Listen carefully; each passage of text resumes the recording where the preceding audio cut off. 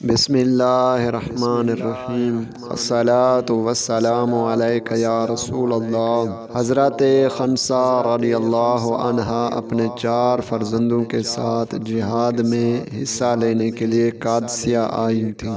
آئیے واقعے کو آگے بڑھانے سے پہلے دعا کر لیتے ہیں کہ یا اللہ پاک بلال و اسٹوڈیو کے سبسکرائبر، اس ویڈیو کو پورا دیکھنے والے اور کمنٹس میں ہر صحابی نبی جنتی جنتی لکھنے والے اور اس ویڈیو کو لائک کرنے والوں کو دونوں جہان کی بھلائیاں نصیب فرما۔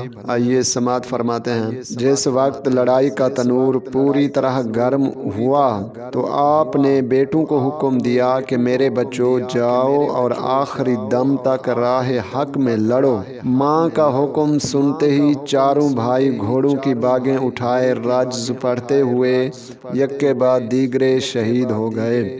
والدہ نے ان کی شہادت کی خبر سنی تو کہا اللہ کا شکر ہے کہ میرے فرزندوں نے پیٹھ نہیں پھیری۔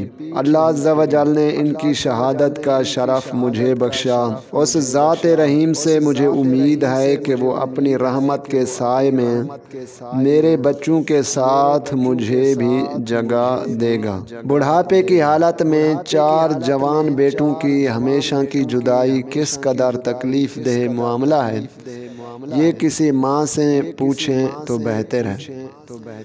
حضرت سعد رضی اللہ عنہ کی والدہ ہمنا کو اپنے آبائی مذہب سے جنون کی حد تک لگاؤ تھا۔ اس کو بیٹے کے قبول اسلام کا سن کر اس قدر رنج ہوا کہ کھانا پینا بولنا چالنا سب کچھ بند کر دیا۔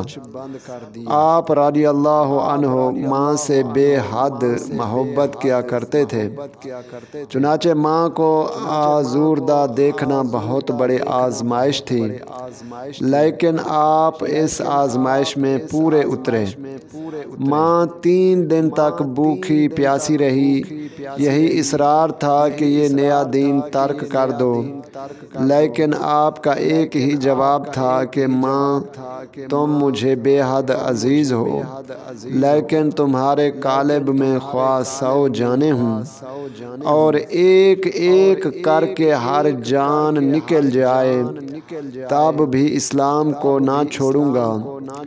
بارگاہ خداوندی عز و جل میں آپ کی شان استقلال ایسی مقبول ہوئی کہ عامۃ المسلمین کے لیے یہ فرمان الہی نافذ ہو گیا۔ ترجمہ قرآن کنز الایمان پارہ 20 سورہ عنکبوت آیت نمبر 8۔ اور اگر وہ تجھ سے کوشش کریں کہ تو میرا شریک ٹھہرائے جس کا تجھے علم نہیں تو ان کا کہنا نہ مان۔ صلو علی الحبیب صلی اللہ تعالی علی محمد۔